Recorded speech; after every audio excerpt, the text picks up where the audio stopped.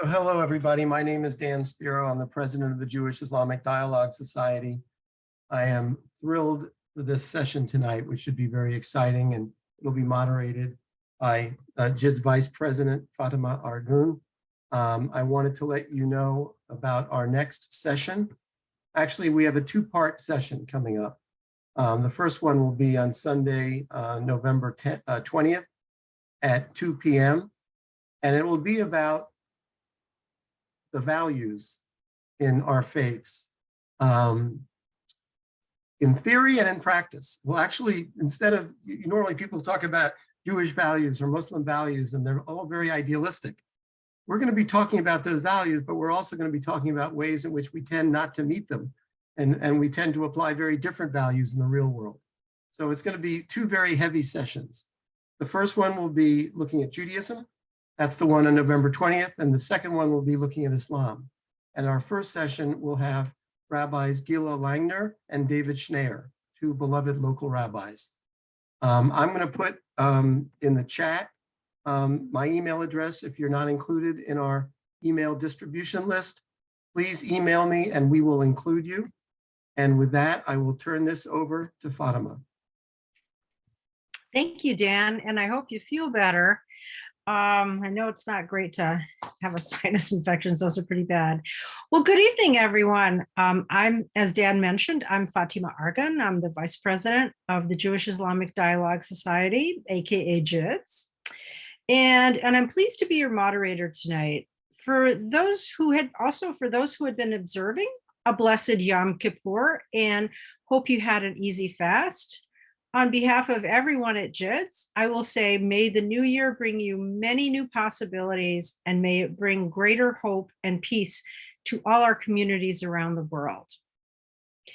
I hope you're all ready for our program tonight, because you are really in for a treat. We're truly fortunate to have two amazing and celebrated panelists with us today, both rock stars, literally and figuratively, in their respective fields. And yes, they are also both musicians. So I meant that when I said literally and figuratively, who happen to both also be women, and from the two important faith traditions that continue to be our focus at JIDS. I'm really looking forward to hearing about how they make use of the arts, in particular, in their programs. So before I start off our program this evening on non-traditional movements in Islam and Judaism, as the second part of our series on feminism in Islam and Judaism, I'd just like to give a quick intro about JIDS for those that are here for the first time. Dan gave a quick overview, but I think I'd like to talk about it a little bit more, because I think it really is such a rich organization. Could I see a show of hands of those who are attending our JIDS event for the first time? Oh, wow. So you got a couple people here. All right. Well, that's great. It's always great to have new people. That's impressive. And well, welcome to you all. Well, this quick intro is for you then, so we can get on with the topic of the program. I'll be brief. JIDS is a nonprofit interfaith organization that is relatively young, just over a decade, and has a very passionate following of people who see power in unity rather than division. As such, our programs are designed with education, enlightenment, and civil discourse, which can sometimes get very passionate too, and hopefully some humor in mind. What sets JIDS apart from other interfaith organizations is that we strongly encourage audience participation, and lots of it, in as candid and authentic a way as possible, being mindful of the importance of active listening and of respect as critical parts of the equation. We hope this will give you an idea for why we do what we do, as well as who comes to our programs and why. We encourage you to find us on the web at jids.org, and encourage you to find out more about our programs and activities and engage with us as you see fit. So now, in my capacity as the VP of JIDS, as well as your moderator tonight, I'll be starting the program off by asking each speaker to give us a sense of how she sees the topic of non-traditional practices from the lens of her faith tradition and associated culture, and how that guides her perspective and engagement with her own faith, but also with society at large, and what meaning we should all derive from it on a larger level for our, let's see. Oh, I need to do your bios first, don't I? I'm sorry. So I'm gonna say, I want to thank, I also do want to start off by thanking, before I get to the bios, I want to start off by thanking both Ani Zonnefeld and Taya Shere, both for being part of our program, and also thank the JIDS team, whose insights and suggestions brought us here by helping to organize today's program. Among them, Kay Halpern, Ira Weiss, Mike Gauss, Anna Lipkin, Ibrahim Anla, and gosh, that's pretty much all of the board, isn't it? RF Dejani, and of course, Yasmin Abad, who our wonderful intern who designed our amazing flyer. And of course, our illustrative president, Dan Spiro. Please forgive me if I've missed anyone. So with that, I'm going to go ahead and give you, I'm going to talk about, I'm going to give you a bio of each of our speakers tonight. So I'll start with Ani Zanefeld. Ani Zanefeld is a writer, singer, songwriter, founder, and president of Muslims for Progressive Values, MPV, an international human rights organization that advocates for social justice and equality for all, a strong supporter of freedom of expression and of conscience, women's rights, and as an ally of LGBTQ rights. Ani promotes these values at the United Nations by challenging human rights abuses in the name of Islam and by offering an inclusive understanding based on universal human rights and justice. Since its inception, Ani has presided over MPV's expansion to include chapters in Los Angeles, San Francisco, Atlanta, Washington, D.C., New York, Boston, Columbus, and Chicago, and the founder of Alliance of Inclusive Muslims, excuse me, the first Muslim human rights umbrella organization made of members spanning 6 continents. Ani is on the UN Interagency's Faith Advisory Council and recently commissioned by the UN Office on Genocide Prevention and the Responsibility to Protect to create an anti-hate speech curriculum for Muslim communities. Recently, Ani co-authored and co-designed an inclusive Islam curriculum rooted in human rights for children ages 4 to 7, and co-authored a chapter titled Transnational Progressive Islam, Theory, Networks, and Lived Experience for a book titled Handbook of Contemporary Islam and Muslim Lives, published by Springer in 2021. She is the co-editor of MPV's first book, an anthology titled Progressive Muslim Identities, Personal Stories from the US and Canada, executive producer of a video series, LGBT plus Rights in Islam, has contributed to many forewords and anthologies, and is a contributor for Huffington Post, Open Democracy, and Al Jazeera. She has a TEDx talk titled Islam as American as Apple Pie, and it's the subject of a documentary titled Al-Imam, featuring Ani's activism works.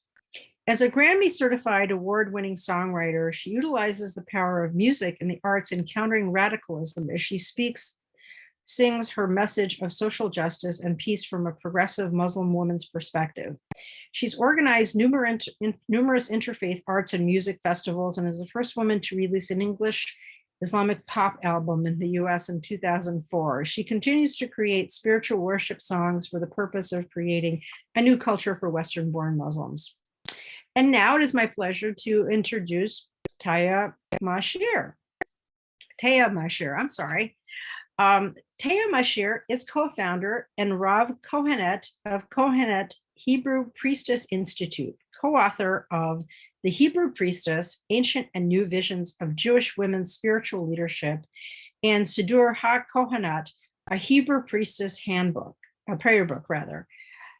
Taya hosts the Jewish Ancestral Healing Podcast and offers online courses through the Kohanet Virtual Temple, including Embodied Presence, Jewish Ancestral Healing, and Sex and the Sephirot. She is assistant professor of the practice of organic multi-religious ritual at Star King School for the Ministry and on faculty at the Chaplaincy Institute. Taya is the creator of the Liberate Your Seder Haggadah and co-creator of the Omer Oracle and Divining Pleasure, an oracle for self-erotic liberation. She co-leads Makam Sekina, a multi-religious Jewish and Sufi Muslim community, and co-founded Al Kahina Journeys. Taya Hebrew goddess chant albums, This Bliss, Wild Earth Shebrew, Hallelujah All Night, and Torah Tantrika have been heralded as cutting-edge mystic medicine music. Her newest album, Makam Shekina, is pulsing Hebrew Arabic prayer in cahoots with her beloved collaborator, Sheikh Ibrahim Baba Zeal, and their spiritual community. I hope I got that right, Taya. With that, I am going to, should we flip a coin, or Ani, would you like to start us off?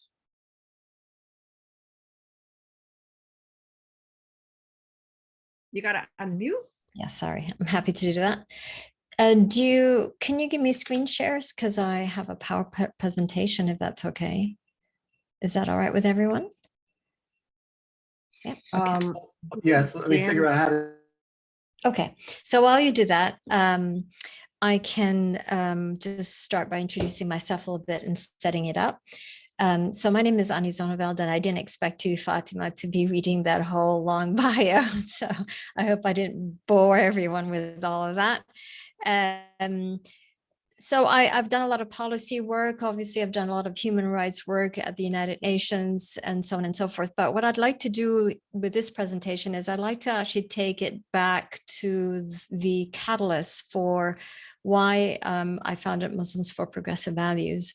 And I want to also come at it from a perspective of creating a spiritual home for myself as an immigrant, as a transplant from Malaysia to Los Angeles.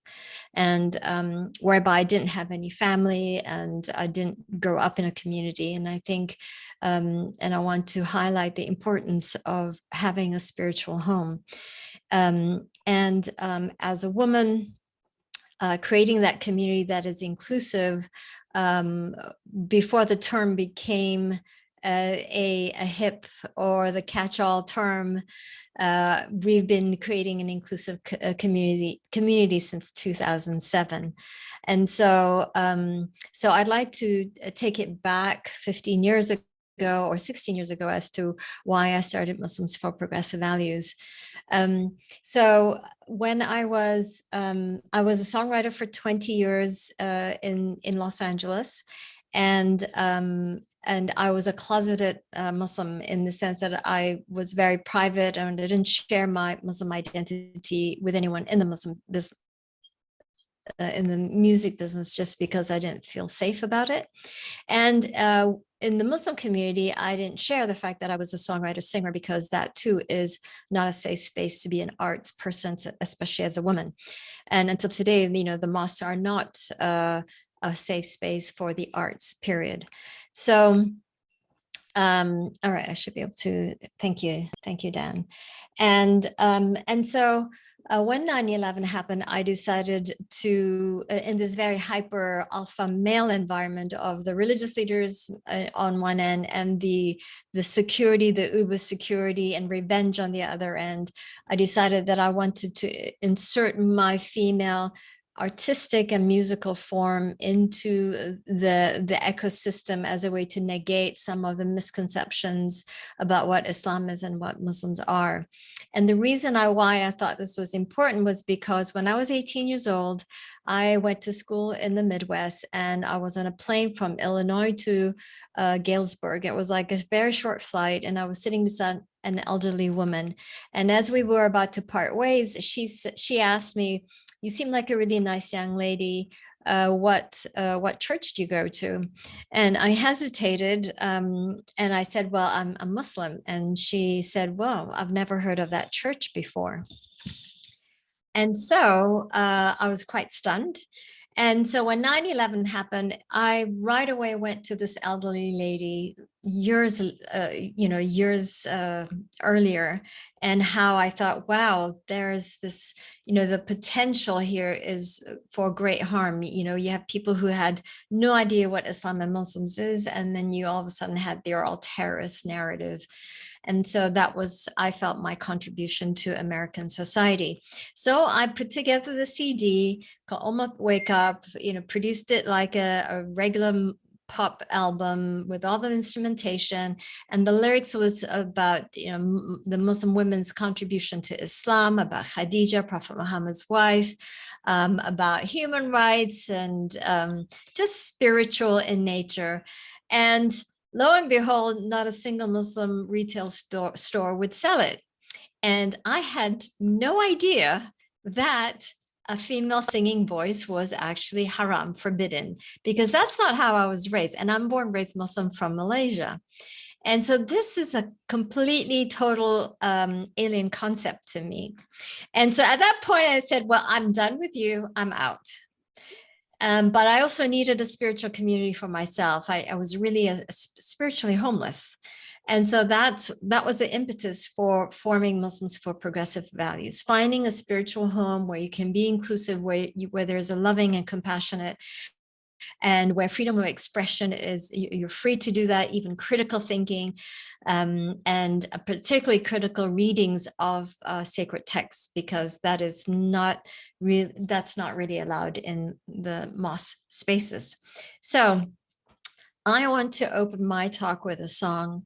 This is a song that I composed, co-composed with a friend of mine, but the lyrics is Prophet Muhammad's favorite prayer, and I set it to music, and I went back to my classical roots. And so I hope you will listen to it, because I think that music has a beautiful way of opening your heart and to what I will then be sharing after this point.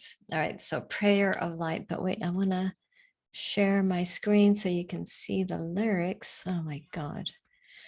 I have so many tabs open, that's the problem.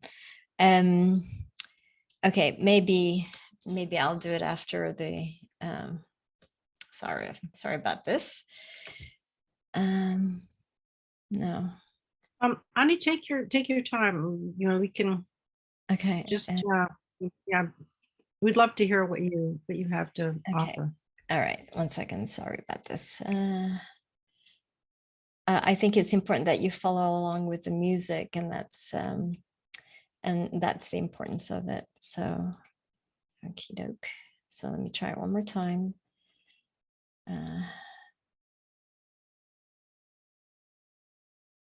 Okay, here we go. I found it. All right. Can you see the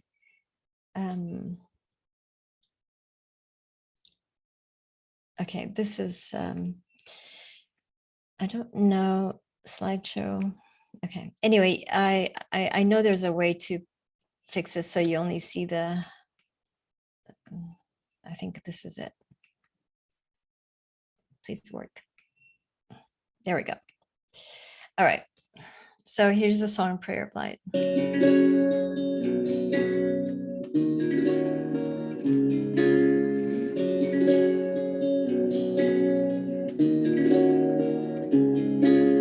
Oh Allah, grant me light in my heart. Oops, sorry.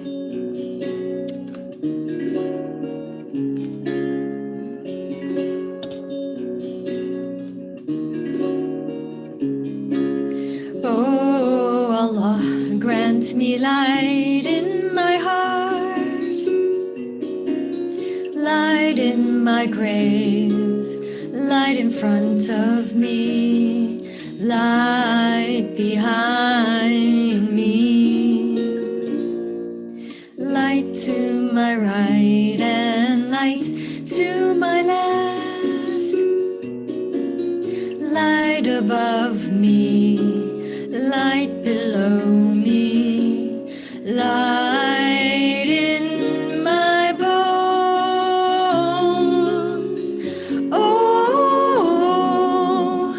Allah, increase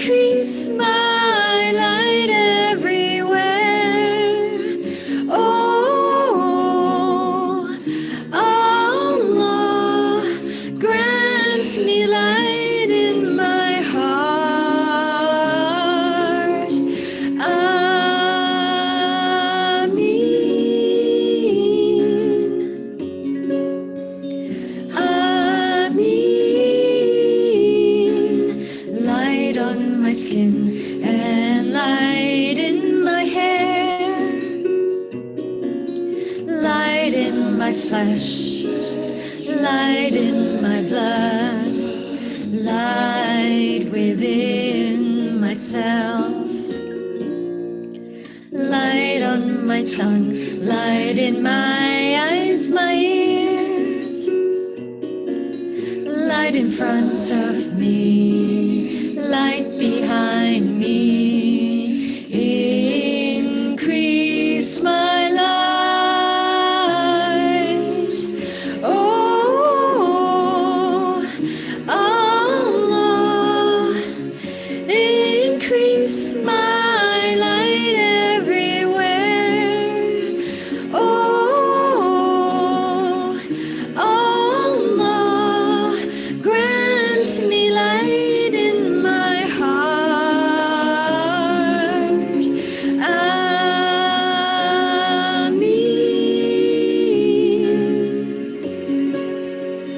Ameen.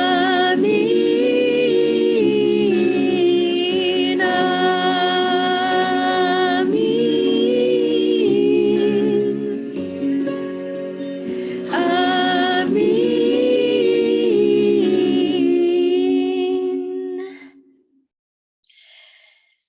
Okay. So what's really important about this, that is because it's a song, a female voice, that I'm woman, and that voice in itself in the traditional Muslim Sunni setting is haram, is forbidden, is to be covered like your hair, like your skin. And obviously, that is not the tradition that I was raised in. And I was raised as a Muslim, born, raised Muslim from Malaysia. And we have a very different tradition, at least when I was raised at that time. The Islam of today is, for me, unrecognizable. It's something new, about 35, 40 years old, that is rooted in Wahhabism, as far as Sunni tradition is. And so when you see this upheaval that's going in Iran, it is really connected to politics and to the oppression and misogynistic interpretation of Islam, rather than at the heart of it, which is more of an egalitarian interpretation of Islam. And so the context from which Muslims for Progressive Values was founded on, the mission is to basically inculcate a culture rooted in human rights in the United States and in Muslim societies by way of public education, by way of advocacy, and through the arts. In order for us to really shift the Muslim population in this particular case, or at the United Nations, when we're arguing against a lot of the human rights abuses in the name of Islam, or in the global, in the countries that I work in, say, for example, in Africa, the educational and advocacy aspect is very important, but the public education piece is actually really important, because the general public is getting what the religious authorities are, dictating or interpreting as Islam. But what we've done is that in the United States, in any way, is to bypass the religious authorities and the mosque and to go directly to the public domain, and doing this public educational tools for the youth in particular, and through social media. Now, the arts is also a very important piece, as you can see how expressive and unifying the music and arts can be in bringing people together and opening up people's hearts. The advocacy work that we do in the United States is through legal means, like the amicus briefs, and just collaborating with a lot of Muslim and non-Muslim organizations on reproductive rights, LGBTQ rights, and various issues, separation of religion and state, which is such an issue in the United States right now, how religion is being used to justify discrimination in the name of religion. So this is our vision. That is a vision of future where Islam is understood to be a source of dignity, justice, and compassion, and love for humanity and the world. And we look forward to the day when the Muslim community embodies our 10 guiding principles. And for all of that, you can look that up in our website. The No Hate in My Faith campaign is actually a very important campaign here in the United States because we see that, and I guess the best way is for you to share is an example. When the Pulse shooting happened in Florida, it was done by a Muslim man who was homosexual, but because he was imbued in this hate for his own identity as a homosexual, he decided to go on a rampage and kill 50 other people and himself. And this was a result of the theology of hate for homosexuality at his mosque. And so the theology of hate is really harmful. We see this in our political fora, and we see that in the way some faith traditions preach their particular religious narrative. And so for us, No Hate in My Faith is a campaign against any form of hate, whether it be Sunni on Shia, Shia on Sunni, on Jews, on Judaism, on LGBT, or whoever the other is, on Blacks, racism, etc., etc. And so by creating this No Hate in My Faith, it just is the foundation to a theology of love and compassion and mercy and dignity, which therefore addresses all the other underlying issues that we are facing in the United States and in the world. So these are some of the issues, but I won't go deep into it, but just to say that because it's a women-led organization, and that because we are advocating for egalitarian values of Islam, it is a challenge and in regard, and I'm sure others can, who are women-led in the spiritual realm can understand the pushback that they get from the more orthodox members of their community. So I've explained to you the work that we've done in the US, and I touched on a little bit on the work that we do in New York and in Geneva in the human rights work.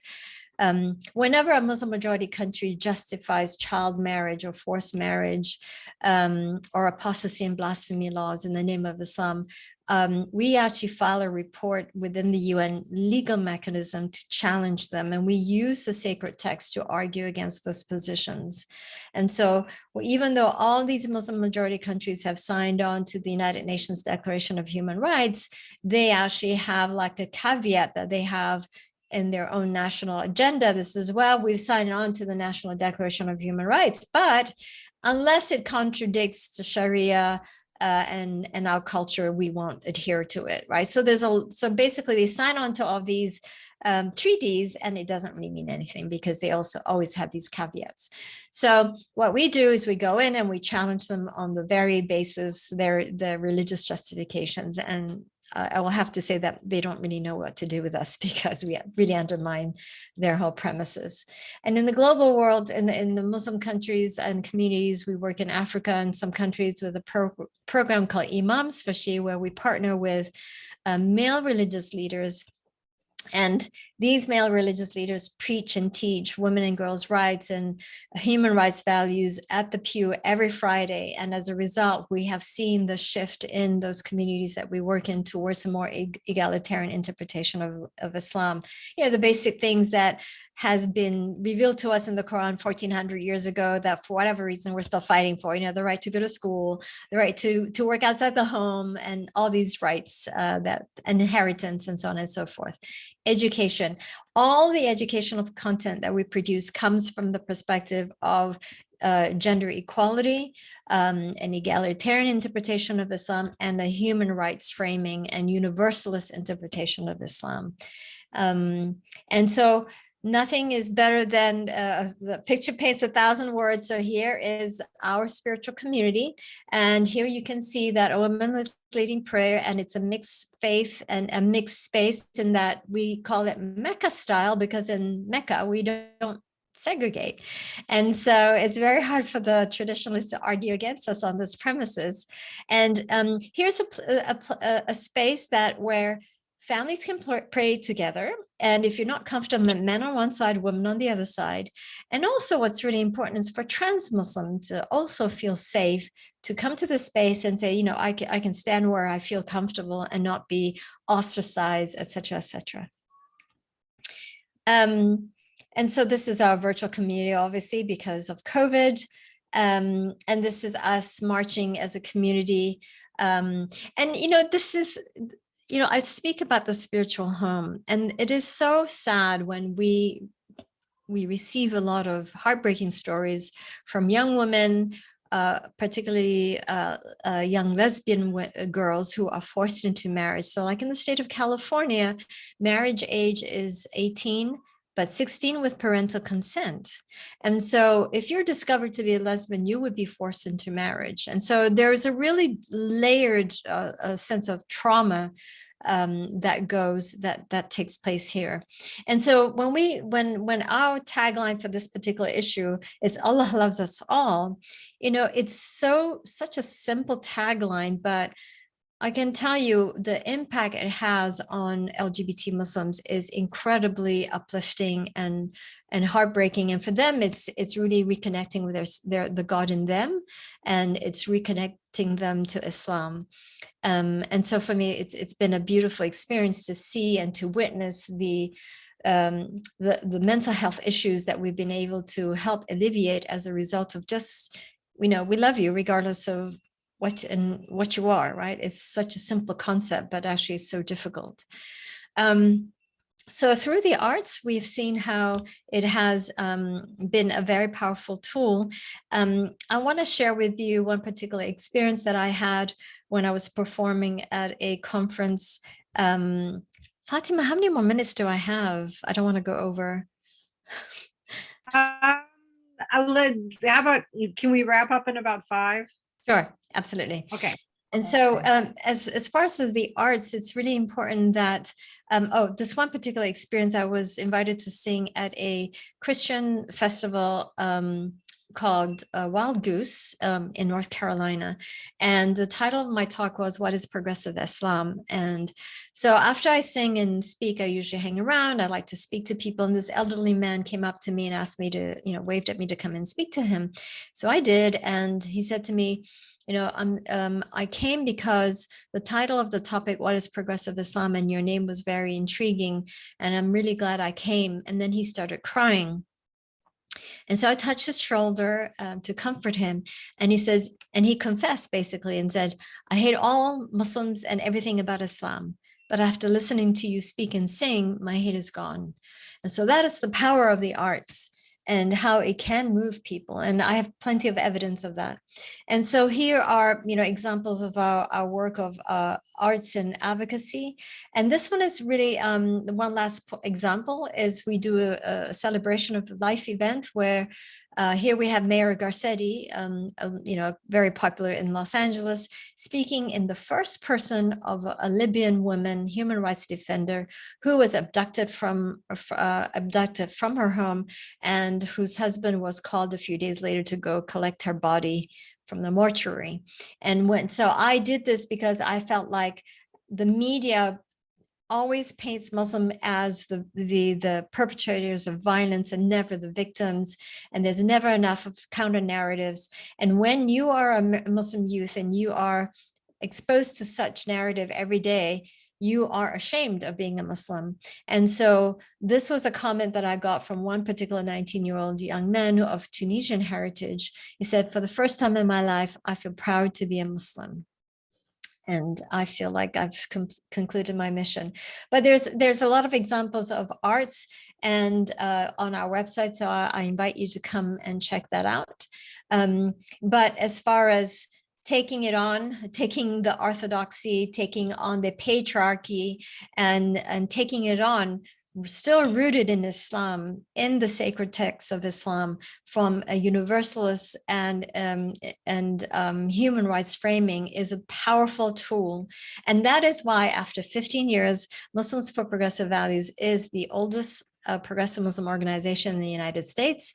That is also why our methodology of framing and advocacy is borrowed in many countries in the Western world. So now we have many other similar progressive Muslim organizations in Germany, France, the UK, Canada, Latin America, etc.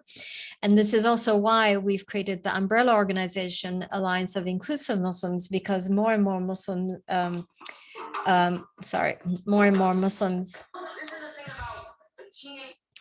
more and more Muslims are realizing that there really is a human rights framing from which we can uplift the members of our community, because at the end of the day, nobody wants to be oppressed. Nobody does. It is the oppressors who really want to oppress. And that is basically why the work has survived a lot of assassination attempts and fitnas and all the negative stuff you can imagine. Thank you.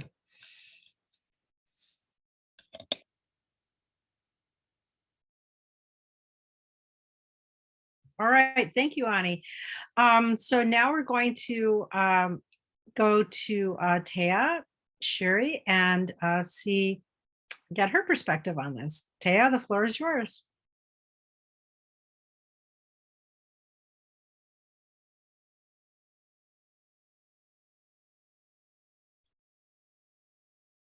It is such a gift to be here with you, Ani, with you, Fatima, and all who are here. Thank you for that amazing offering. I'm particularly moved to be here in these days, these just very few days between Yom Kippur and Eid Mawlid al-Nabi, and just like in this little window of time of sacred celebration. And I feel so grateful to be in this portal with you. As Ani brought us in with such sweet prayer of light, I would love to invite you to enter into prayer with me. It's a custom for me whenever I offer anything to begin in prayer. And so I'll invite you, I'll put some words in the chat here for the chant that I'll be singing, and I'll welcome you to be in call and response with me while staying on mute. And these words, Mano Ra Hamakom Hazeh, are words that we receive in Breshit, in Genesis, that are a proclamation upon Jacob's waking from a sacred dream of the awesomeness of the place where he was and the amazement of being in presence of the sacred. And I feel so grateful to be here with each of you and offer this expression of awesomeness and amazement just at what goodness it is to gather here together. Mano Rahamakom Hazeh, Mano Rahamakom Hazeh. We'll start even smaller. Mano Ra, Mano Ra, Mano Ra, Mano Ra, Mano Rahamakom Hazeh, Mano Rahamakom Hazeh. Mano Rahamakom Hazeh, Mano Rahamakom Hazeh, Mano Rahamakom Hazeh, Mano Rahamakom Hazeh, Hamakom Hazeh, Hamakom Hazeh. Hamakom Hazeh, Hamakom Hazeh.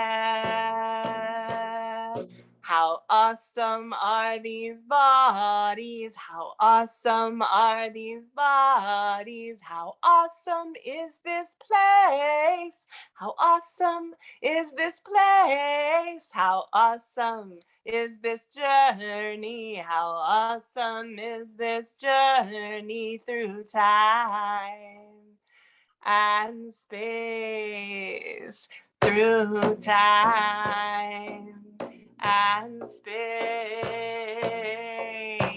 Mano Rahamakom Hazeh, Mano Rahamakom Hazeh, Mano Rahamakom Hazeh, Mano Rahamakom Hazeh, Mano Rahamakom Hazeh, Mano Rahamakom Hazeh, Hamakom Hazeh, Hamakom Hazeh. How awesome awesome are these bodies? How awesome are these bodies? How awesome is this place? How awesome place? How awesome is this journey? How awesome is this journey through time and space, through time and space. Manorama Kumhaze, Manorama Kumhaze, Manorama Kumhaze, Manorama Kumhaze, Manorama Kumhaze, Manorama Kumhaze, Hamakom Haze, Hamakom Haze.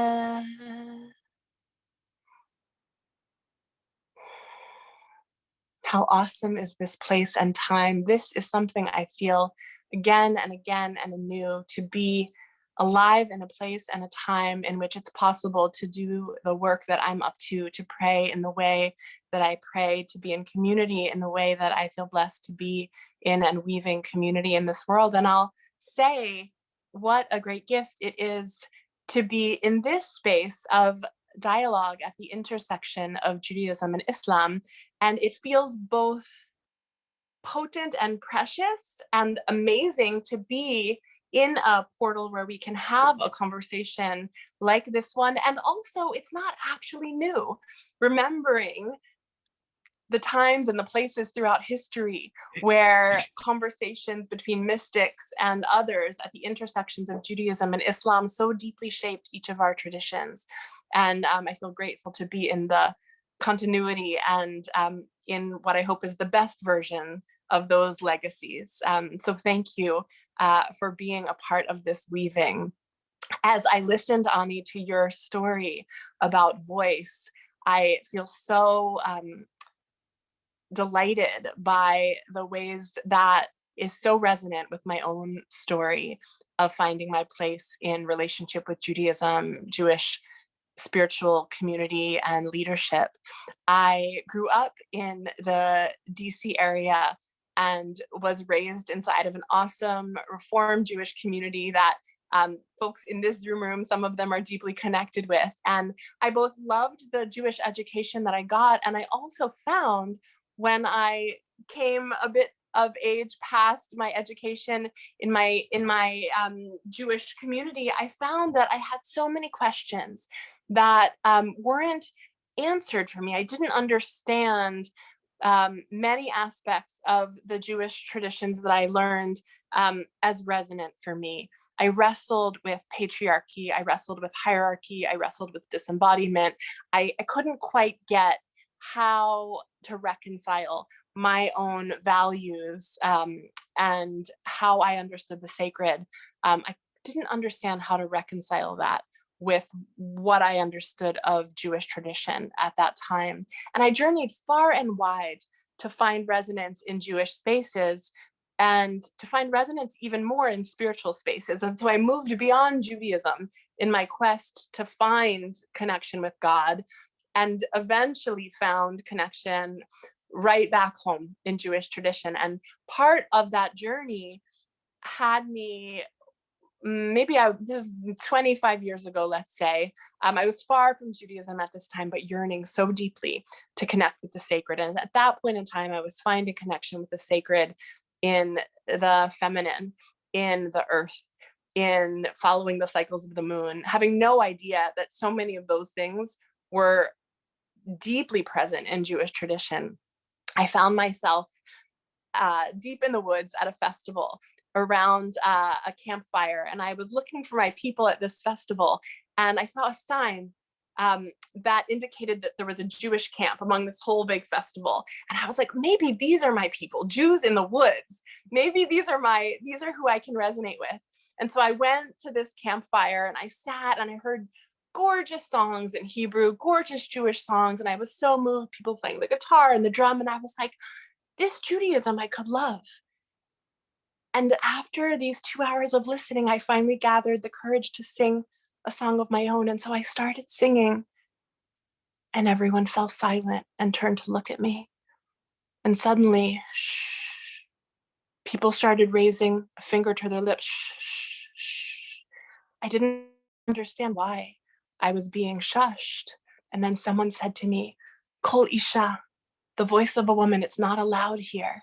I had no idea that in certain Jewish circles, women's voices were not to be heard. I was blessed to come of age in a community that had a woman on the bima, on the woman leading prayer, and I was shocked to know that some of my people would not welcome my voice. And what I thought was home for me ended up being something that pushed me even further from Judaism, until I found ways to peel back the layers, ways to connect more deeply with aspects of Jewish tradition that are deeply resonant with how I find my connection with presence, with source, with God.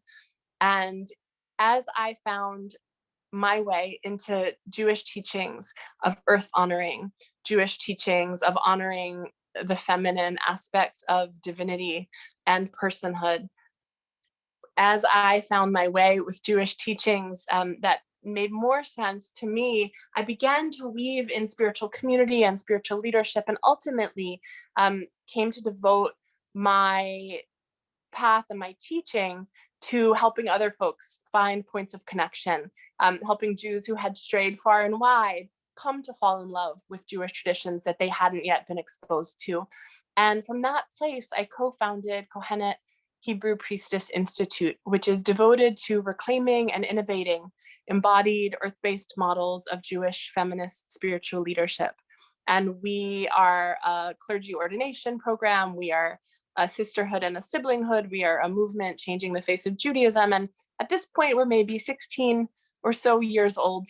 And I remember when we first came to begin to train women and non-binary folks in the path of priestesshood, of the Kohanot, of the Jewish feminist spiritual leadership that we were devoting to, we were sure that we would be perceived as heretics in our community. And we kind of gingerly, but also really clear in our practice and commitment, began to share of our trainings. And we were amazed at the warm reception and the hunger that we found in the Jewish world.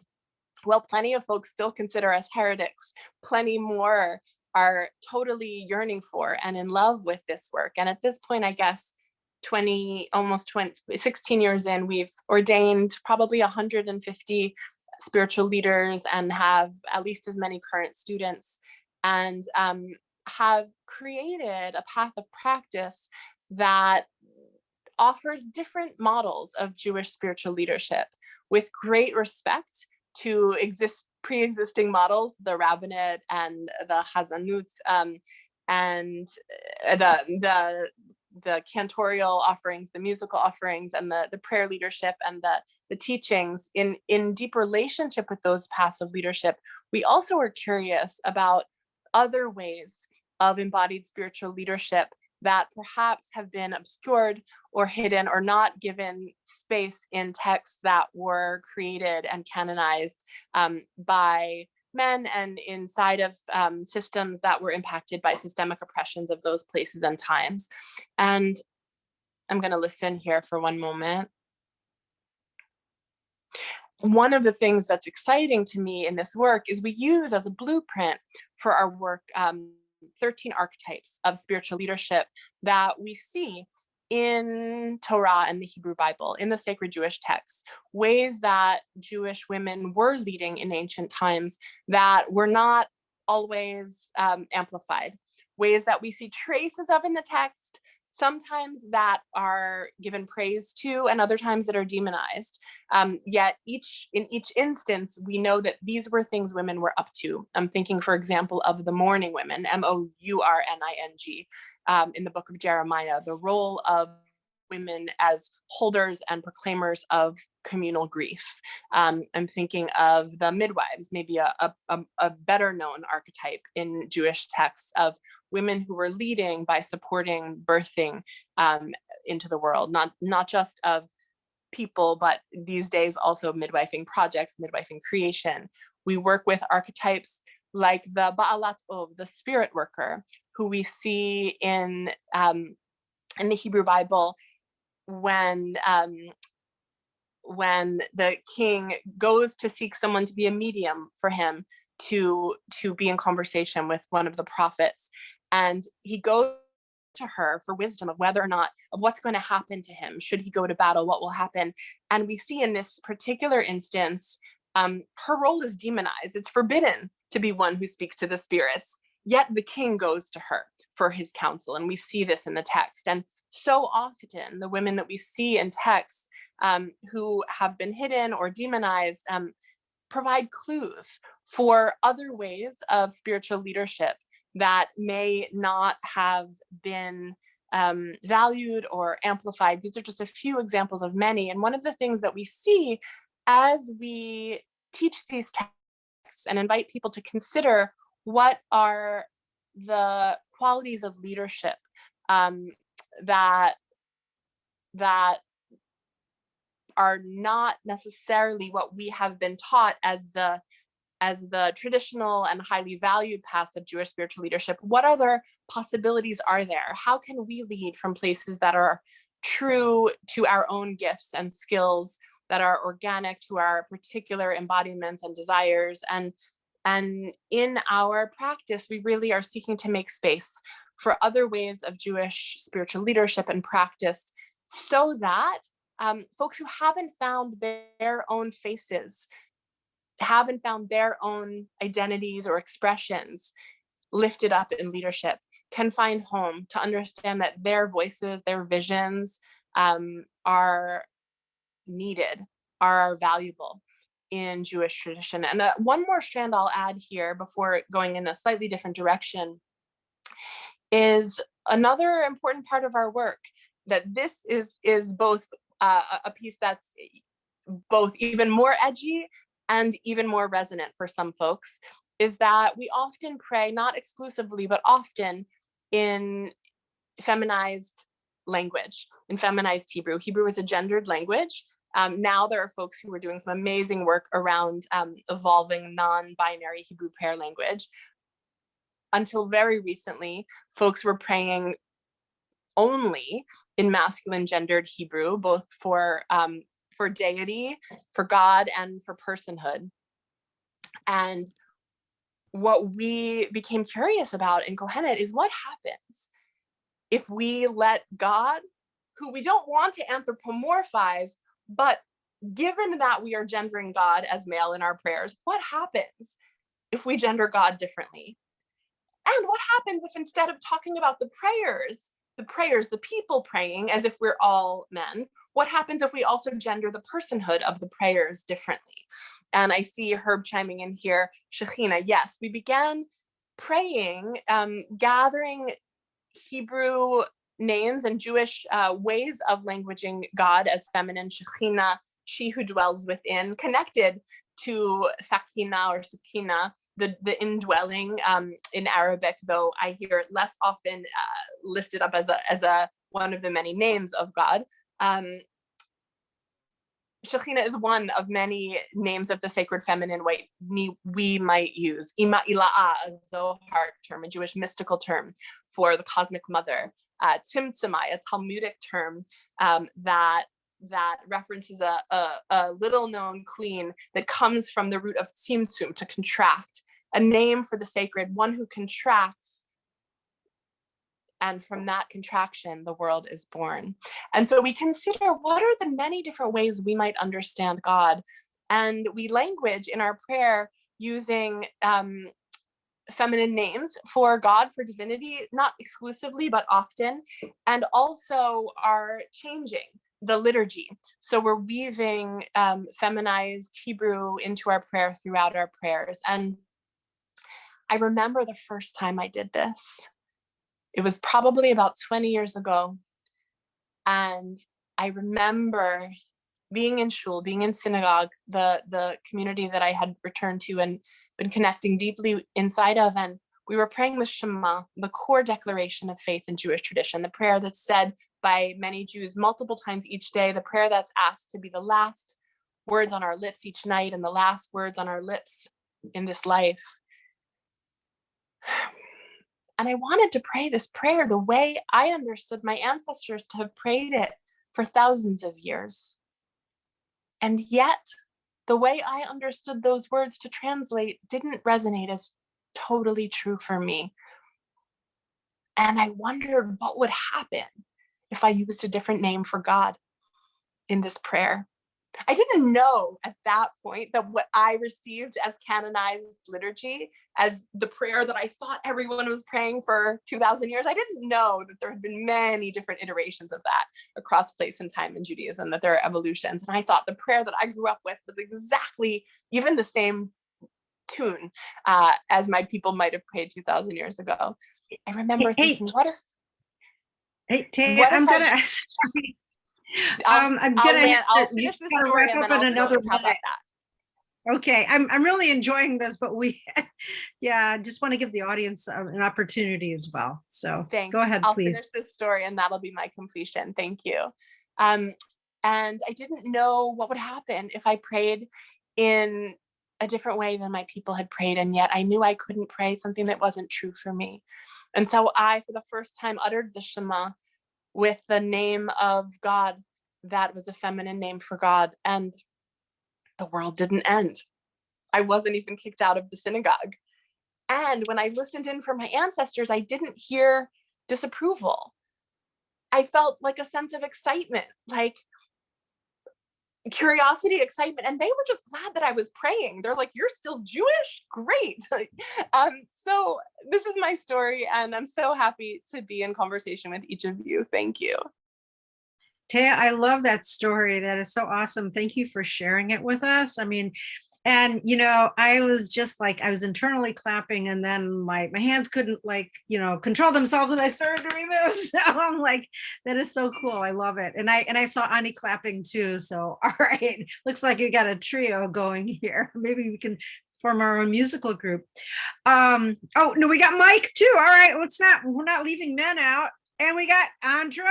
All right. Well, maybe at the end we can have a parting clap, and which would certainly be appropriate, because I've heard so much richness from both of you.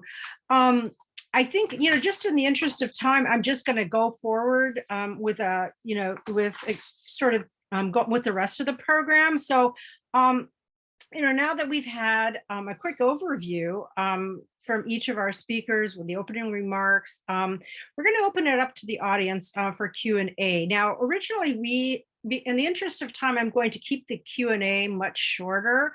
I'm going to give like maybe 10 minutes for Q&A. And after that, what we're going to do is we're going to let the speakers take a breather.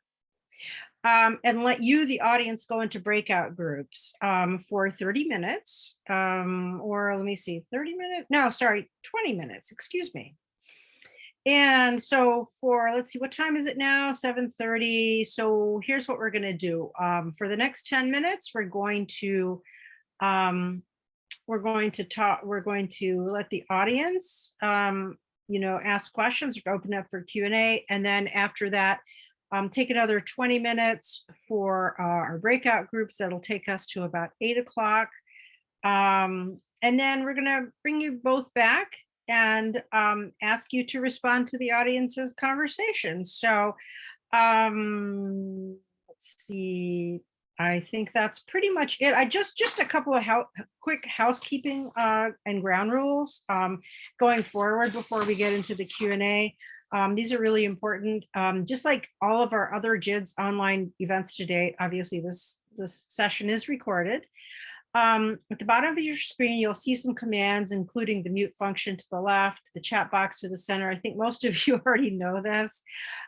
Please, if you've got questions, type them into the chat box and we'll address them after the speaker's remarks, because we don't know. I mean, I'm not sure that everyone will get a chance to speak as much as I would like that to happen. we're going to, and yeah, use a raise hand function, which can be seen in the same area, which you'll see participants also at the bottom. A few more rules. Please keep yourselves on mute to reduce background noise. This is stuff I probably should have said at the beginning. Sorry, I'm saying this a little bit out of order. And allow others to speak without interruption. If I cut you off, please don't take offense, as my objective is to make sure everyone has a chance to be heard, and that I get you out of here within the 2 hours we all have allocated and agreed to be here today. So I'm going to do my best to make that happen. Finally, I don't think I have to say this to this audience, or at least I hope I don't have to, but please use decorum and respect to guide your comments, questions, and suggestions to the speakers, other members of the audience, and myself. And one more thing, this program is really about you. It's about you as the audience as much as it is about our two wonderful speakers who've provided their valuable perspectives on the topic, and we'll be exploring more of those today, through the audience Q&A and also the breakouts. So I want to make sure that the audience is engaged as well, and that everyone who wants to will get a chance to speak. So with that, I'm going to open it up to questions. When I say questions, I'm gonna make it clear. A question is something that ends with a question mark. So while comments are great, we really would like to have questions. Like I said, well, when I started, it was about 7 o'clock. So I'm going to give it another 10 minutes. We'll end with the questions about 7:45, and then we'll go into breakout groups. Okay, so who wants to be first? Raise your hand, please. Oh, Dan? Okay, Dan's got his hand up. All right, so I have a provocative question, but it seems like you guys can handle it. And this is actually for Ani. I'm going to give you a break, Taya, and say that my question is inspired by that Reformed temple where you and I met many, many years ago. So you're all familiar with Fiddler on the Roof. And you're all familiar with Tevia's story. I think he had 5 children, but there were 3 that were featured in the movie. And the first 2, the oldest daughters, one was marrying a poor tailor, and one was marrying a Marxist who was not terribly from, right? But Tevye accepted them ultimately. And then the third one wanted to be with a Gentile. And Tevye said, "This is too much. This I will not accept," remember? And so I raise that as the beginning, because what progressive values mean to me is it's reaching this line of, this wave of inclusivity. But at some point, someone says, that's not progressive, that's inauthentic. That's no longer Judaism. That's no longer Islam. You might think it's progressive to be a Jew for Jesus, or to be a, Ahmadiyya, or to be a whatever, a Latter-day Saint, but that's no longer in the faith. That's no longer authentic. And what inspires this question, and I'm not getting to a question, is a book that was passed out to my children at this Reformed synagogue. It was called Finding God, 10 Jewish Responses. And among those, quote, Jewish responses, and the book said that these are all within Judaism, were multiple conceptions of God that were not supernaturalist. Spinoza's, if you're a JIDS, you've heard me talk about that, but even beyond Spinoza's, like Mordecai Kaplan's, that I think is even less traditional, if you will, than Spinoza's. So Ani, when you talked about progressive values in Islam, you talked a lot about human rights and feminism and things like that, that most young Muslims in America would say, yes, I support that.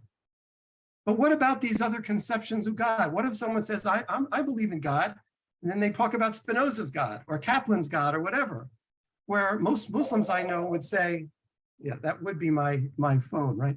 Would say, but that's not Islam.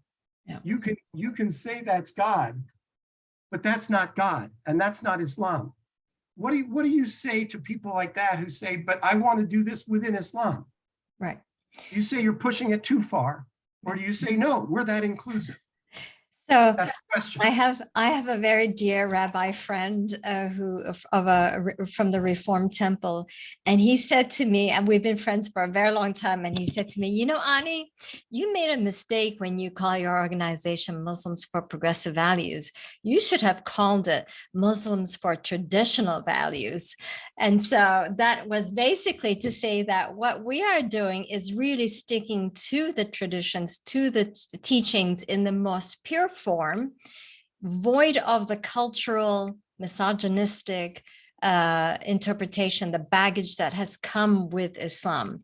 And so that is why a lot of youth and American Muslim youth, for example, or those who are elders like Mike and others, who are critical thinkers, who can read the sacred text critically and look at it from a values perspective, and that's why it's called Muslims for Progressive Values, and shun or shed the cultural baggage from which they come from.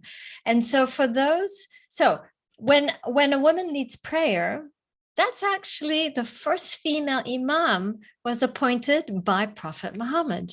So how come we didn't know this? How come we were not taught this? So there's an intentional, and like many other faith traditions, concealing of the role of women in Islam.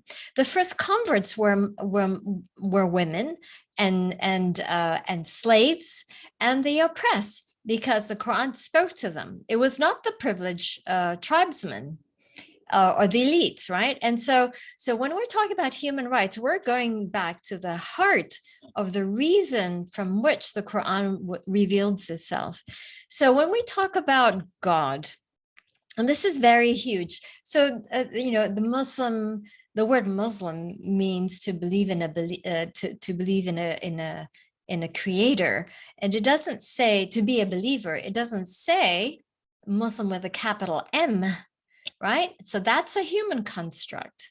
And so when we conduct interfaith marriages, we do not require for the non-Muslim to convert to Islam at all, because for us, the creator is very egalitarian, and it says in the Quran, if I wanted, I would have made all of you Muslim or all of you a believer with a small m, right? But that's not what God had created. Intentionally created us to be diverse and critical, to be atheists and to be agnostic, and to challenge us to actually question, ask, challenge all the time. Like, read the sacred text and challenge yourself. And so when people talk about, oh, you're pushing the progressive values too far, well, my pushback is that, well, your framing is off the track, so I can push back really hard, but I think for the sake of this inclusive conversation, I would try to come from it from an inclusive, loving, and compassionate narrative.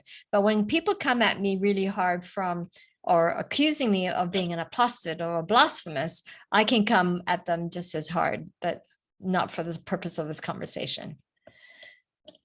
Thank you. That's awesome. That's awesome, Ani. Knowledge is power. And I think it's important that we as Muslims and people in any tradition really challenge those who state that their version is the only version, or conflate their version with notions of patriarchy or whatever else that tends to benefit them. So I see that Mike has his hand up. I'm sorry, were you done? I hope I didn't. Yes, Ani? I am done. I am done. Okay. And I think in a nutshell, there's a lot about the role of women that has not been taught, and has even the mosque imams of America, they know the truth, but that's not what they teach. And so I really hold their feet to the fire of being disingenuous in their teachings. Thank you. I see that Mike has his hand up. Mike. It's a great program. It's a great program. I have a question for both Annie and Taya. With so much opposition in the beginning, now you are established. what kept you going, Annie and Taya? I'll just say briefly, I had no other choice. It didn't feel like an option to do anything but what felt true for me and what I felt called to do. It was where my vitality, my passion, my need to serve was going. And so it was just like a very strong call. Oh, so that so resonated with me too. And so when I started rereading Islam for myself after 9/11, we have something in Islam called niyat, that is your intention. And so my niyat was, I'm going to restudy Islam for myself. And if I leave Islam as a result of it, so be it. But if I come closer to Islam as a result of it, so be it. And what I found was that the Quran I was reading was so much more liberating than the Islam I was raised on, even, and that it was so much about social justice. And that fire in the belly lit.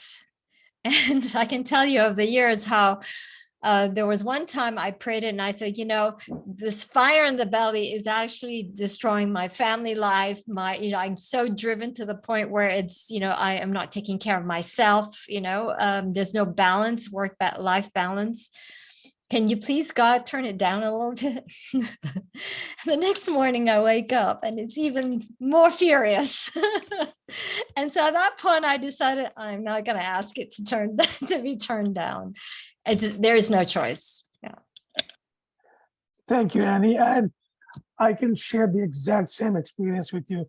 I have gone through a similar experience. Thank you for sharing that. And thanks, Taya.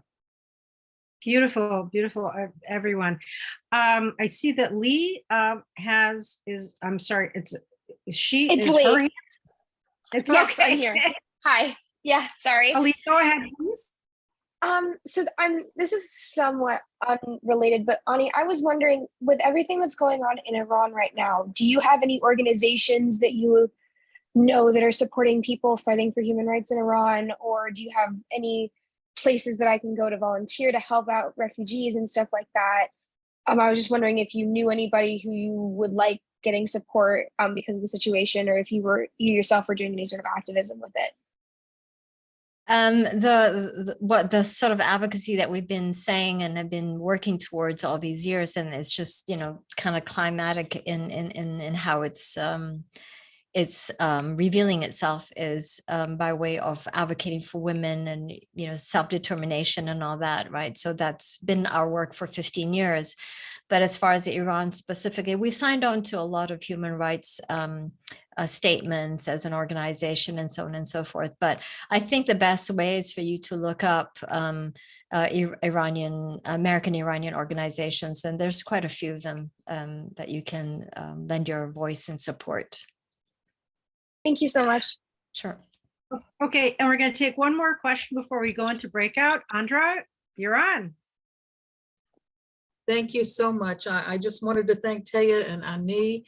You were both incredible spokeswomen for women all over the world, actually of any religion, being able to step forward in a man's world and do what you do. I guess both of you could answer this question. You both are passionate. You both are extremely educated, very erudite within Judaism and Islam. When you do push back hard, Ani, and also Taya, I know sometimes you must also, and you're confronted with your particular viewpoints, do you see a change? I know that, Ani, you mentioned a particular story where a gentleman hated Muslims, and having listened to you and your presentation and your song touched his heart and he completely changed. Do you see, now that's an average person attending one of your presentations, but Taya and Ani, when you are confronted and you respond to people who are in their own way, they think erudite about Judaism and Islam and very oppositional. After hearing you push back hard and share what you know to be the truth, do you see any movement? Do you see any change within them?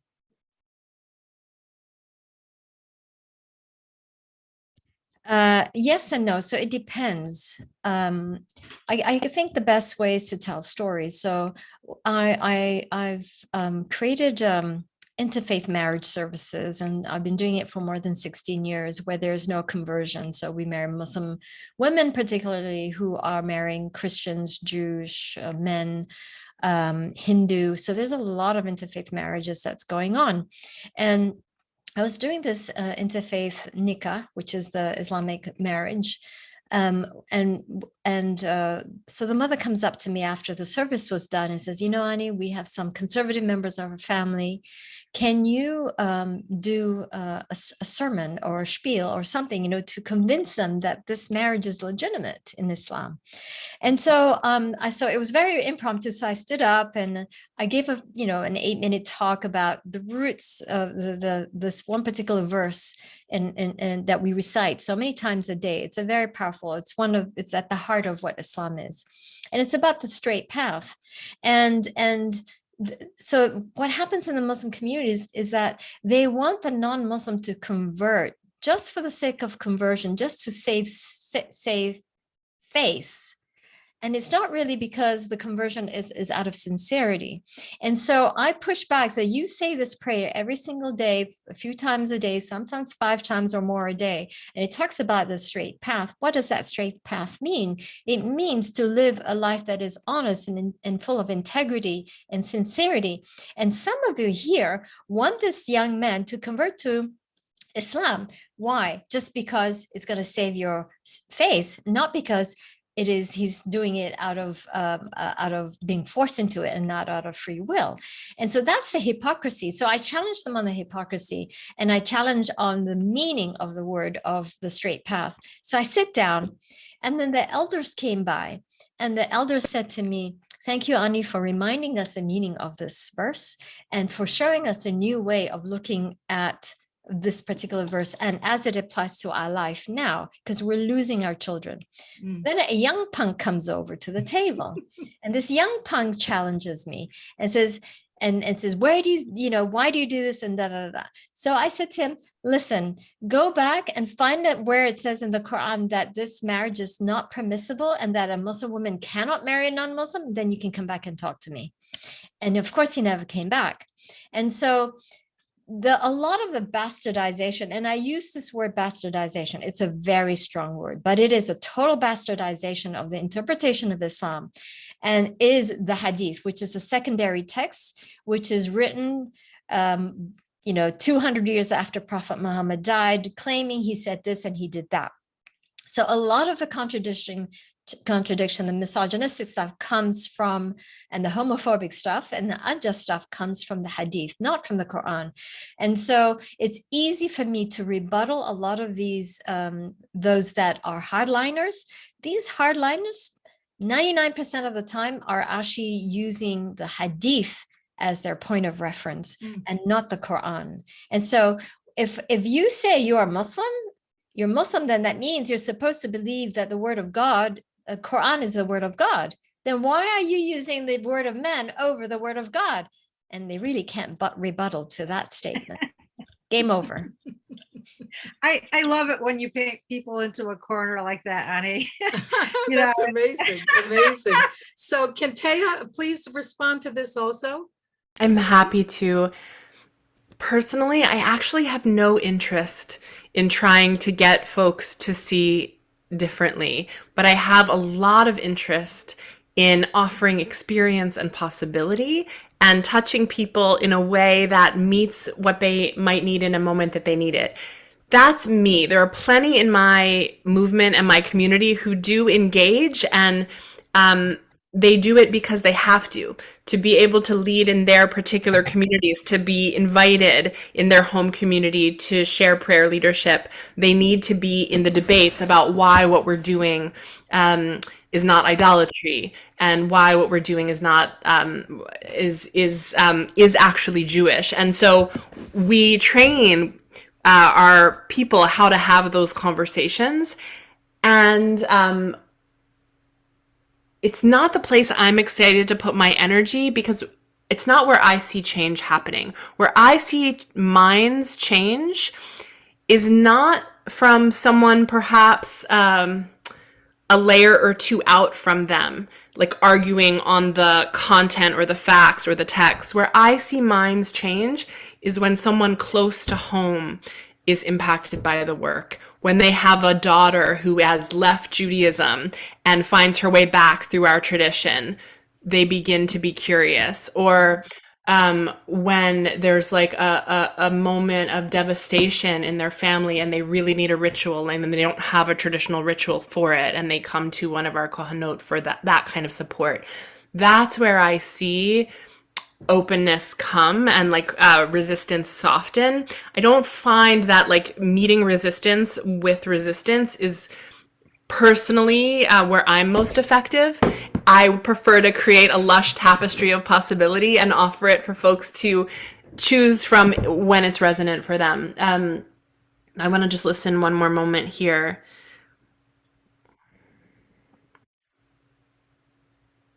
For me, I think what I find most effective is simply to be steeped in practice.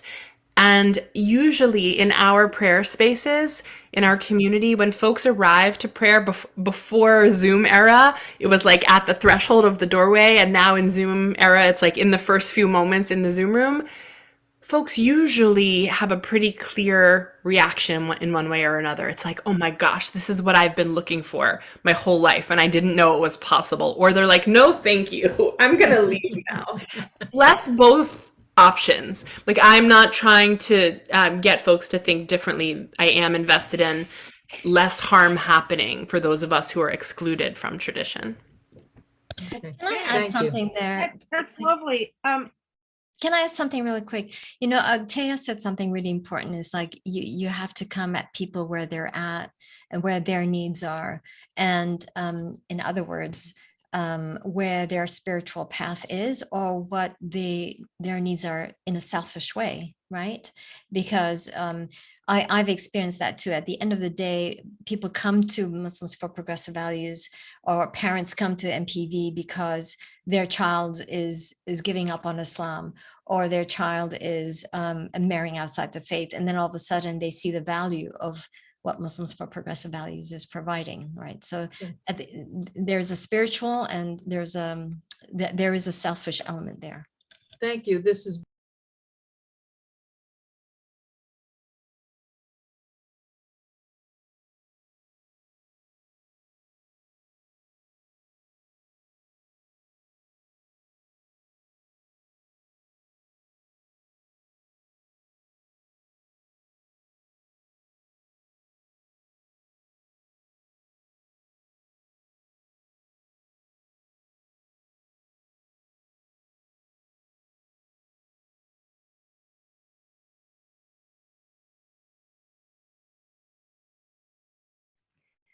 Okay, looks like do we have everyone back here?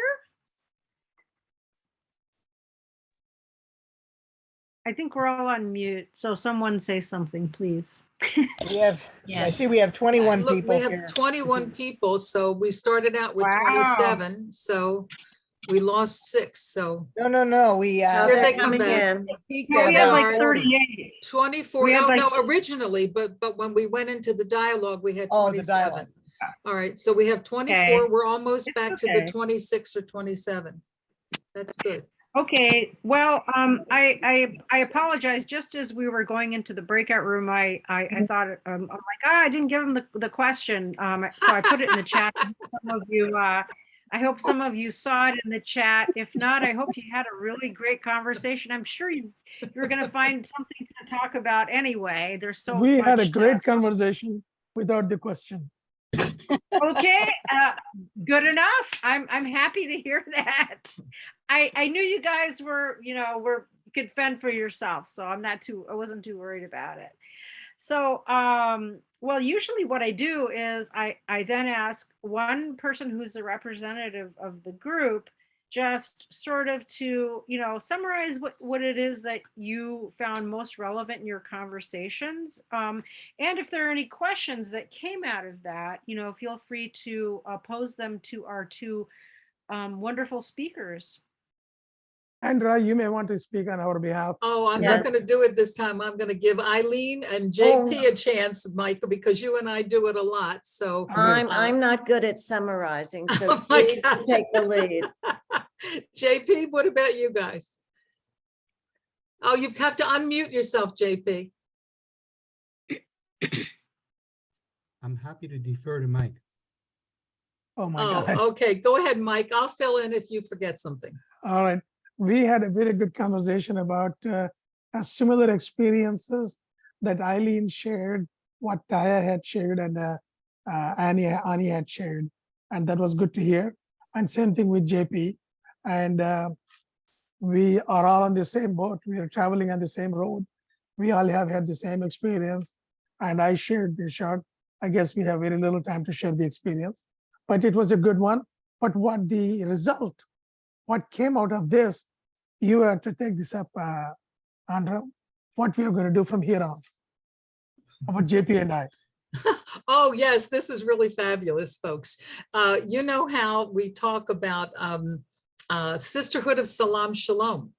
And what we talked about was there is a need, for instance, JP wanted to be able to study both the Torah and the Quran, and asked Mike, who really knows about a lot of this and knows the different types of Quran and everything. And then they shared emails and everything that they'll get together. And then I said, if there's a Sisterhood of Salam Shalom, is there a brotherhood of Salam Shalom? And so if there's not, Mike and JP, we are honored tonight to see the two founders of the Brotherhood of Salam Shalom. So that's I love probably isn't that great? And it happened here on JIDS, folks. And, Not and here first. Walter, good to see you, man. Okay, Walter, you going to join the Brotherhood? I might well. It sounds promising. Okay, we could say more, but let other people speak, Fatima. Well, okay, so who wants to go next? Does anybody else have any insights that came out of their conversation? Any questions? I mean, I was just talking with Dan. There's just the two of us, and kind of following up on what he had asked, I guess, earlier about, is there a point where it stops, in the effort to be progressive, is there a point where it stops being authentic Judaism or Islam? I think was the point, and thinking about that, and I. So in terms of my own response, I said, well, I don't really know either book, either holy books well enough to really assess that. But I just really honor our two speakers, for their courage, for their grace, for their, going for this, spiritual hunger and perhaps reinventing. And I said, it reminded me suddenly of this debate we're all having. I mean, it's been going on now in the U.S. about, what's going on with the Supreme Court. The Supreme Court, this whole movement of originalism. It has to be exactly, you can't, interpret anything. We have to figure out what they were thinking in 1789. And I said, but from my perspective, it's an utterly different world than 1789. I'm not, if we're going to hold to 1789, just, there was slavery, there was, women had absolutely no rights. It's a different world. So yeah, it needs to progress. And so from my perspective, I deeply honor the courage and the integrity and the warmth and the, beauty of our two speakers and what they're doing. And, that's what I would share.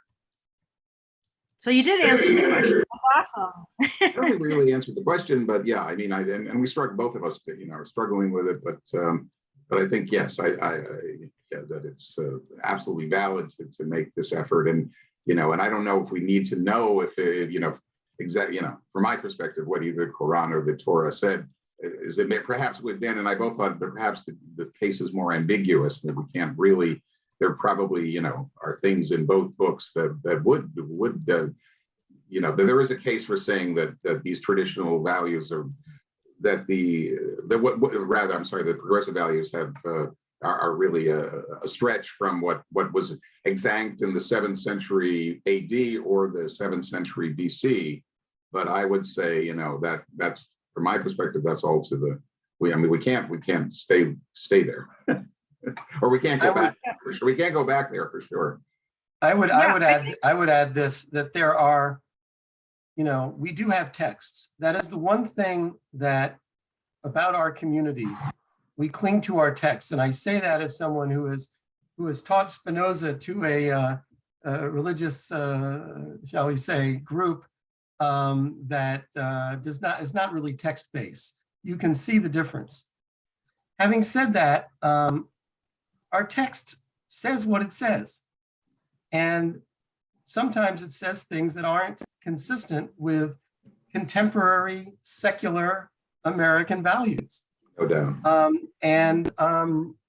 I've never been afraid in my own life to acknowledge that. And I will point out that in the Reconstructionist Jewish movement, which is not even the furthest out there of the movement, they take a concept like chosenness and say they won't even reconstruct it, right? They just say no. So, I mean, the word heresy came up earlier, and it's a word many of us in the Spinoza world play with, embrace even. I wrote a novel called Moses the Heretic, talking about fictional rabbi. You know, one person's progressive is another's heretic. And I think this is a fascinating topic because we can all relate to it. We can all say that person's going too far. That person's not going far enough. Dan, I had a good seminar with Jerry Sherota, and he gave a very good answer about the chosen people. He said, Jewish people were chosen to bring justice to the world. That's his interpretation. Okay, and Jerry is not a Reconstructionist. Got it. So I know Jerry well. I want to say something about who's it? Okay, Walter, you mentioned about the Supreme Court justices' decisions, but let's say on abortion rights. You know, it doesn't say in the Quran, for example, that the word abortion doesn't exist, right? It doesn't exist in Judaism. It doesn't exist in our sacred text, but it says in the Quran that the mother's life is supreme, right? So you can extrapolate from that what that means. The fact that the Supreme Court, this is getting political, but the fact that the Supreme Court justices said, well, the word abortion didn't exist in the Constitution, or when the framers designed the Constitution. Well, you know, that's sort of absurd, right? It's a very absurd way of reasoning. It's like, okay, so are we going to go back to the Stone Ages and live our lives that way? So just because a word doesn't exist doesn't mean you cannot extrapolate the values of what the sacred text is saying or the values of the intention of the Constitution. Good point. Okay, I'm in hiding. This is Mindy Reiser, and I was with two Ks, K, and we had a good discussion. I just want to tease out one question that I hope Ani can speak to. You mentioned the differing interpretations, for example, in the welcoming of the voice of a woman in the world you grew up in Malaysia. And I'm sure there are other differences. And I'm wondering then how the imams there relate to imams, let's say in Saudi Arabia. Do they even talk? How do they handle such differences? And what also came out in our group is we suffer from not knowing nearly enough, essentially knowing nothing about the progressive movements within Islam. So we're hoping there are ways of having your voices, and I know you mentioned other groups in other places, brought to our attention, reaching out to various media, whether social media or more conventional newspapers, NPR, and so on. I really hope your voices will be heard. And again, the idea also of studying the Quran and the Torah, perhaps with groups from different faith traditions. People would have to lead this, they would have to commit, but I think there's a hunger for that too. We don't have much time, Ani, but could you speak to how these differences are handled in the broader Islamic world that you alluded to? Can't hear you. So I'll start with the easy part first. With the media, it's been very challenging because the media has its own storytelling that it wants to do. And a lot of times the progressive Muslim voice doesn't fit into the media's agenda. Now, if I was wearing a headscarf, I'm sure I would be all plastered all over all over media. But because I don't, then I'm not Muslim enough, right? So, and that's because the conservatives has also defined what a Muslim should look and sound like. That's also problematic. All right. So when it comes to the different imams and their different perspectives, the sad news is that in Malaysia, it has also become more Wahhabi in its interpretation of Islam compared to how the Islam that I was raised on.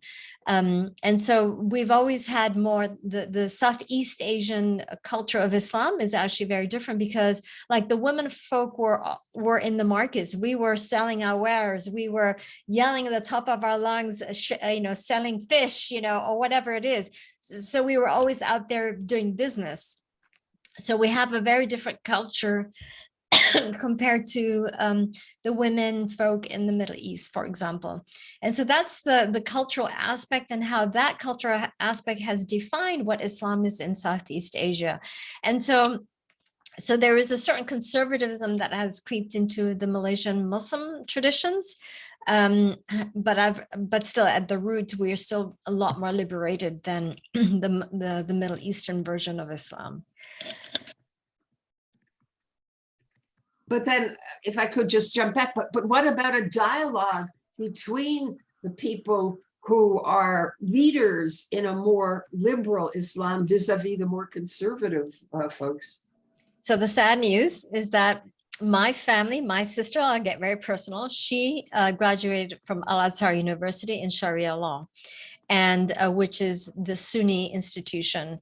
And the two of us do not get along at all because her understanding of Islam is very orthodox. And so the fact is that the Sunni institution that is Al-Azhar University has basically pumped out, hundreds and thousands of theologians and Sharia law courts. My sister was a Sharia law lawyer in the Sharia court in Malaysia, but she has a very misogynistic interpretation of Islam. And so that has permeated the Islamic structure in the Malaysian society. So we are no longer the type of Islam that I was raised on, and it's become a lot more Muslim Brotherhood style of Islam. Patriarchal, yeah. Very, yeah, exactly. Just curious, one thing, Annie, why do you think that's happening? Why are the bad guys winning all these petrodollars? That simple? It is very simple. It's all about the money. Yeah. Money and politics and power and the infusion and how we see here also how religion is being used, right, in politics.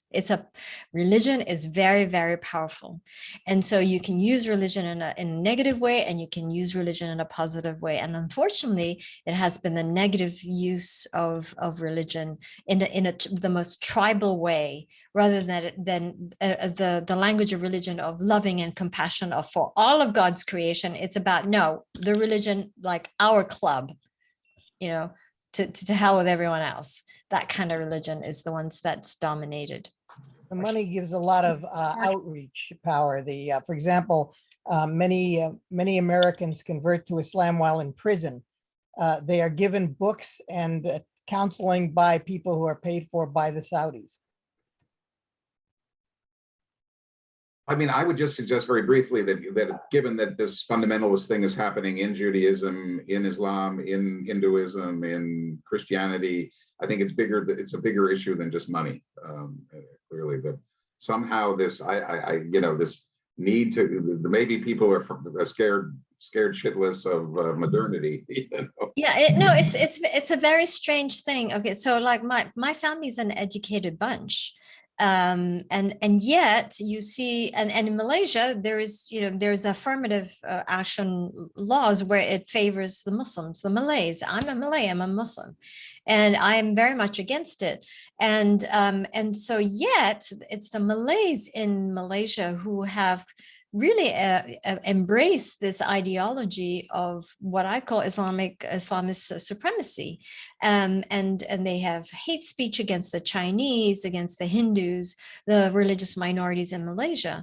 And so it's not even you could say, oh, it's about the disempowerment of a minority, right? Like in Myanmar, it's the majority, the Buddhist majority who are oppressing the minority.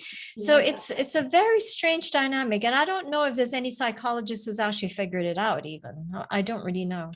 You see it, and I Well, think we see it I in think- Israel with the Jews. I think wherever you have a majority of a particular religion, that's going to reflect how that religion progresses. So in the United States, where we're all minorities, essentially, is where you tend to have the progressive movements in all the religions. And that's where Judaism broke up into 6 or 7 sects right now. It all happened here in the United States.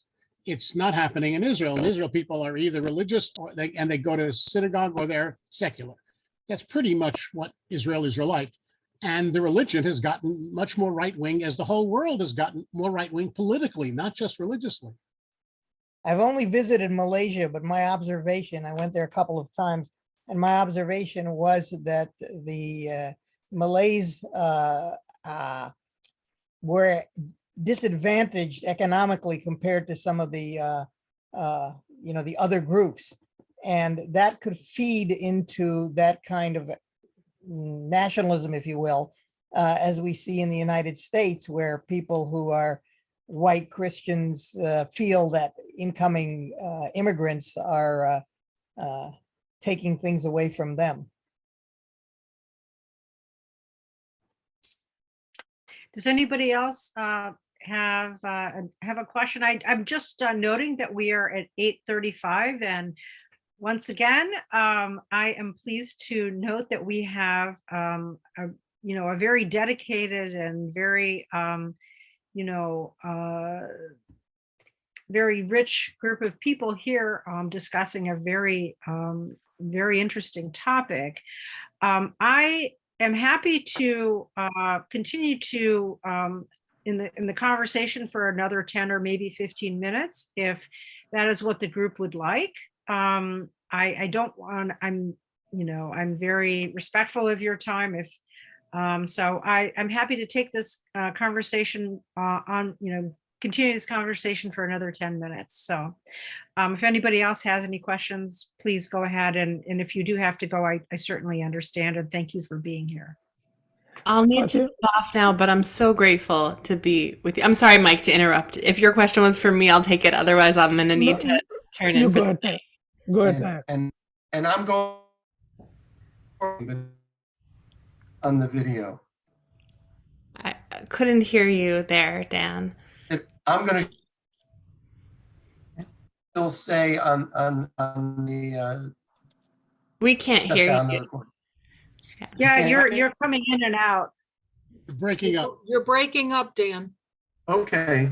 What I was saying is I'm going to shut down the recording. No, Dan, let it continue. Yeah. It's important. I said let it continue. Yeah. Okay. All right. Yeah, it was good sharing the floor with you, and I want to stay in touch with you. Okay. I so look forward to it, Ani. Such a gift to be with you. Thank you all. Good night. Night. Night. So are we not going to continue?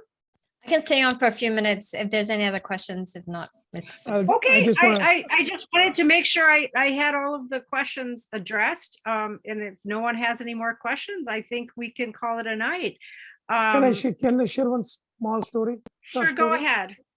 Once in a speech, I said, I chose Islam, but I will never claim Islam to be a superior religion or inferior to any. That went around, and many imams called me and say, If you are a Muslim, why can't you tell your religion is superior? Why did you choose to be a Muslim? I said, I have a question for you. I asked both these are the big imams. Tell me from the Quran, not from what other people say. The person God loves the most, the person God loves the least. And they said, the one who forgives and forgives often. I said, perfect. What about the person God loves the least? He said, arrogant person. I said, you answered my question. If I claim Islam is superior to other religions, am I not arrogant? Am I not creating conflict with my fellow human beings?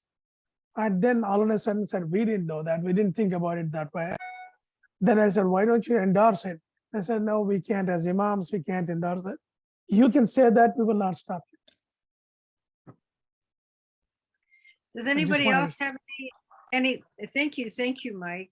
Does anybody else have any other thoughts or questions that they'd like to express? I'm keeping it open and just, just to make sure that everyone has, has expressed what they need to and has asked their questions. So going once, going twice. Okay.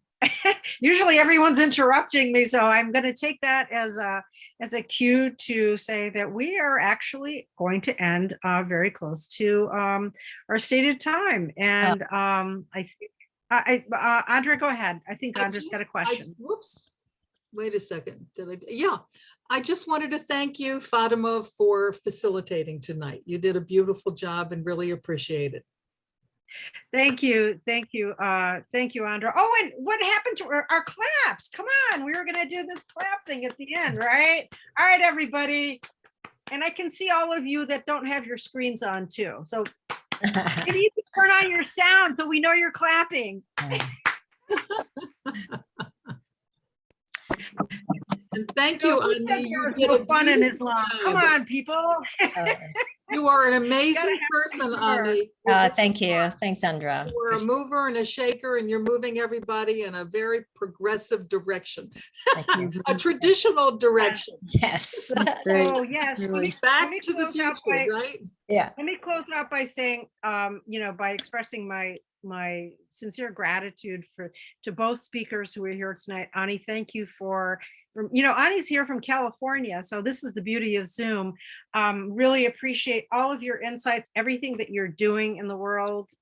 You're really making a difference. And I'm sorry I wasn't able to thank Taya before she left, but obviously the same sentiments go towards Taya. I mean, she's doing amazing stuff. And what I love about this is that both of you are musicians and that you connected and hopefully some other wonderful things will come out of this. So I think that is the other cool aspect about all of this. So Fatima, it is mpvd, mpv.org, her organization. mpvusa.org. Ani, would you be able to put your contact information in the chat? Are you Good comfortable idea. with that? Yes, I'm doing it now. Okay.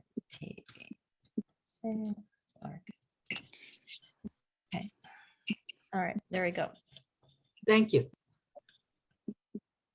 Okay, people. Well, I think that that's going to be the last word. And thank you once again, deeply grateful to all of you for being here and for participating.